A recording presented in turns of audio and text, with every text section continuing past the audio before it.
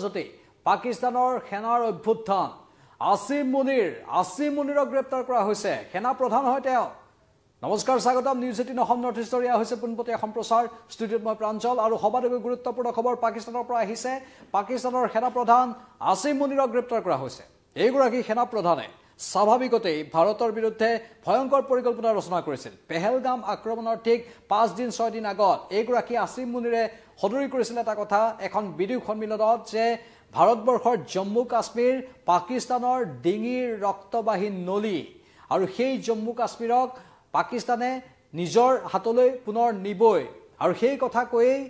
আসিম মুনিৰে বুজাই দিছিল যে ভাৰতৰ বিৰুদ্ধে তেওঁলোকে কিবা পৰিকল্পনা ৰচনা কৰি আছে তাৰ ঠিক 5-6 দিন পাছতে পেহেলগামৰ আক্ৰমণৰ ঘটনা সংঘটিত হ'ল আৰু সেই পেহেলগামৰ আক্ৰমণত জড়িত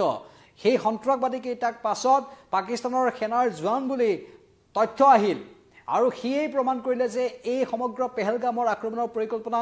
এই আসিম মুনিৰে গ্ৰহণ কৰিছিল সেইগৰাকী পাকিস্তানৰ সেনা প্ৰধান আসিম মুনিৰক গ্ৰেপ্তাৰ কৰা হৈছে পাকিস্তানত এতিয়া সেনা অভ্যুত্থান আৰম্ভ হৈছে সামৰিক অভ্যুত্থান আৰম্ভ হৈছে আৰু নতুন সেনা প্ৰধানক হয়তো দায়িত্ব দিয়া হ'ব কিন্তু আসিম মুনিৰৰ গ্ৰেপ্তাৰে বিশেষ তাৎপৰ্য বহন কৰিছে মানে পাকিস্তানত এতিয়া থৰক বৰক স্থিতি পাকিস্তানৰ অৱস্থা অতি শোচনীয় ভাৰতবৰ্ষই যি প্ৰত্যাক্ৰমণ কৰিছে লাহোৰতেই হোক ইছলামাবাদতেই হোক বা আন প্ৰান্ততেই হোক সেই প্ৰত্যাক্ৰমণবোৰ অতি শক্তিশালী ৰূপত কৰা হৈছে ভাৰতবৰ্ষৰ প্ৰত্যাক্ৰমণত এতিয়া ওয়াদিহ নোপোৱা হৈছে পাকিস্তানে বেলুচিস্তান লিবাৰেশ্যন আৰ্মিয়ে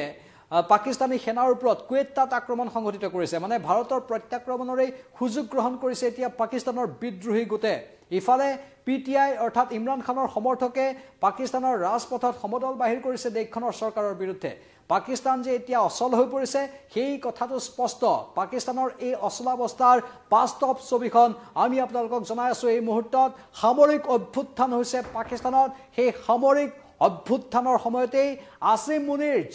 মুনিৰে ভাৰতৰ বিৰুদ্ধে ষড়যন্ত্ৰ ৰচনা কৰি থাকে যিগৰাকী সেনা প্ৰধানে ভাৰতবৰ্ষৰ বিৰুদ্ধে মাত মাতে বিশেষকৈ ভাৰতবৰ্ষক অস্থিৰ কৰাৰ পৰিকল্পনা ৰচনা কৰে সেইগৰাকী আসিম মুনিৰ অৱশেষত পাকিস্তানতে গ্ৰেপ্তাৰ হ'বলগীয়া অৱস্থাৰ সৃষ্টি হৈছে ডাঙৰ খবৰ এই মুহূৰ্তৰ আসিম মুনিৰ গ্ৰেপ্তাৰ হৈছে আৰু পাকিস্তানৰ অৱস্থা অতি শোচনীয় আৰু পাকিস্তানে যিবোৰ ভাৰতৰ ওপৰত আক্ৰমণ সংঘটিত কৰিছিল প্ৰতিটো আক্ৰমণকে ভাৰতে প্ৰতিহত কৰিলে আৰু বৰ্তমান ভাৰতবৰ্ষৰ ফালে অনুকূল পৰিৱেশ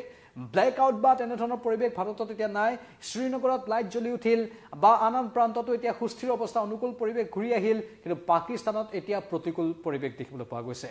পাকিস্তান এতিয়া প্ৰতিকূলতাৰ মাজত আছে আৰু সেই পাকিস্তানৰ হাহাকাৰ অৱস্থাৰ প্ৰতিটো খবৰ নিউজ 18 অহৰহ গতিত আপোনালোকক জনাই আছো পাকিস্তানত এতিয়া অতি ভয়ংকৰ অৱস্থা এটাৰ পাছত আন এটা ধ্বংস হোৱাৰ খবৰ পাকিস্তানৰ এয়াৰ ডিফেন্স সিস্টেম দিনৰ ভাগতেই ভাৰতে ধ্বংস কৰিছিল যাৰ ফলত লাহোৰত ভাৰতে অতি সহজে আক্ৰমণ কৰিবলৈ সক্ষম হ'ল কাৰণ সেই এয়াৰ ডিফেন্স সিস্টেমটো ধ্বংস কৰি ভাৰতে লাহোৰত শক্তিশালী ৰূপত আক্ৰমণ সংঘটিত কৰিলে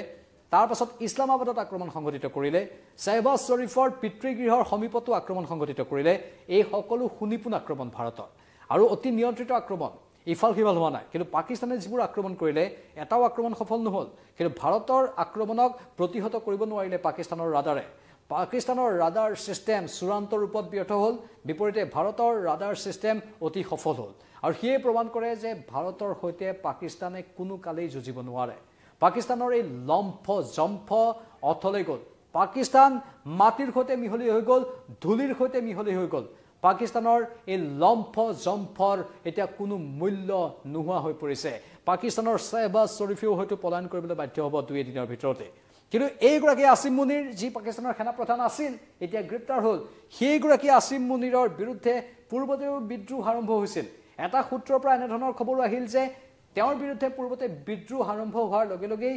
তেওঁ হেনো পেহেলগামৰ এই ভয়ংকৰ ষড়যন্ত্ৰ ৰচনা কৰিছিল এনেধৰণৰ তথ্যও সন্মুখলৈ আহিছে আৰু পেহেলগামৰ আক্ৰমণৰ ঘটনা সংঘটিত কৰি নিজৰ চকীখন সেনা প্ৰধানৰ চকীখন এইটো আসিম মুনিৰে ৰক্ষা কৰি আছিল কিন্তু শেষ ৰক্ষা নহল আসিম মুনিৰৰ ৰক্ষা নহল আসিম মুনিৰ নিজ দেশৰে সেনা প্ৰধান হৈও সেই সেনাৰ হাততে গ্ৰেপ্তাৰ বৰণ হ'বলগীয়া হ'ল আনকি আসিম মুনিৰে এই সম্ভাৱ্য পৰিস্থিতিৰ উমান পাই নিজৰ পৰিয়ালৰ সদস্যসকলক বিদেশলৈ প্ৰেৰণ কৰি দিছিল প্ৰতিগৰাকী সদস্যক বিদেশলৈ প্ৰেৰণ কৰি সুৰক্ষিত স্থানত ৰাখিবলৈ চেষ্টা কৰিছিল কিন্তু এতিয়া আসিম মুনিৰ নিজেই বিপদত পৰিছে আসিম মুনিৰৰ পাখি কটা গৈছে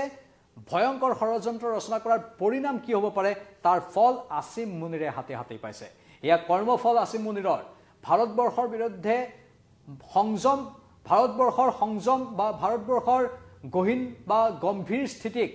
দুৰ্বলতা বুলি ভাবি আসিম মুনিৰে যি ভয়ংকৰ কাণ্ড সংঘটিত কৰিলে তাৰ পৰিণাম পাইছে এইগৰাকী সেনা প্ৰধানে প্ৰাক্তন সেনা প্ৰধান হৈ গ'ল এতিয়া যি গ্ৰেপ্তাৰ বৰণ হৈছে মানে ভাৰতবৰ্ষই ধৈৰ্য ধৰি থকাটোকে দুৰ্বলতা বুলি ভাবি লৈছিল এই পাকিস্তানৰ এইগৰাকী সেনা প্ৰধানে আৰু সেই দুৰ্বলতা বুলি ভাবি লোৱাটোই মহা ভুল হ'ল মহা মূৰ্খামি হ'ল আৰু সেই মহা মূৰ্খামিৰ পৰিণাম এতিয়া হাতে হাতে পাইছে আসিম মুনিৰে আসিম মুনিৰ গ্ৰেপ্তাৰ আসিম মুনিৰে এতিয়া নৰক যন্ত্ৰণা ভোগ কৰিব লাগিব আৰু আসিম মুনিৰৰ বিৰুদ্ধে হয়তো অতি কঠোৰতকৈ কঠোৰ পদক্ষেপ ল'ব পাৰে দেশখনে কাৰণ ভাৰতবৰ্ষই যি সমুচিত প্ৰত্যুত্তৰ দিলে সেই প্ৰত্যুত্তৰে পাকিস্তানৰ গোটেই ভেটিটোকে কপাই গ'ল পাকিস্তানে এবাৰ বাৰুকৈ শিক্ষা পালে ভাৰতবৰ্ষৰ প্ৰধানমন্ত্ৰীয়ে যি ঘোষণা কৰিছিল যে এবাৰ যি শিক্ষা দিম এই শিক্ষা পাকিস্তানে কাহানিও পাহৰিব নোৱাৰিব আৰু সেইটোৱে বাস্তৱত হোৱা দেখিবলৈ পালোঁ যি শিক্ষা দিলে পাকিস্তানক সেই শিক্ষা পাকিস্তানে হয়তো কাহানিও নাপাহৰে আৰু পাকিস্তানৰ ক্ষেত্ৰত আন এটা কথা কওঁ যে কেইটামান ঘণ্টাও পাকিস্তান তিষ্ঠিব নোৱাৰিলে কেইটামান ঘণ্টাৰ ভিতৰতেই চূৰ্ণ বিচূৰ্ণ হৈ পৰিল ঠিক 8:30 বজাৰ পৰা 8:35 পাকিস্তানে প্ৰথমটো আক্ৰমণ সংঘটিত কৰিলে ড্ৰোনেৰে ভাৰতৰ ওপৰত ব্যৰ্থ হ'ল তাৰ পাছত প্ৰায় 1 ঘণ্টা সময় আক্ৰমণ চলিল কিন্তু 1 ঘণ্টাৰ পাছত ভাৰতে যি প্ৰত্যুত্তৰ দিলে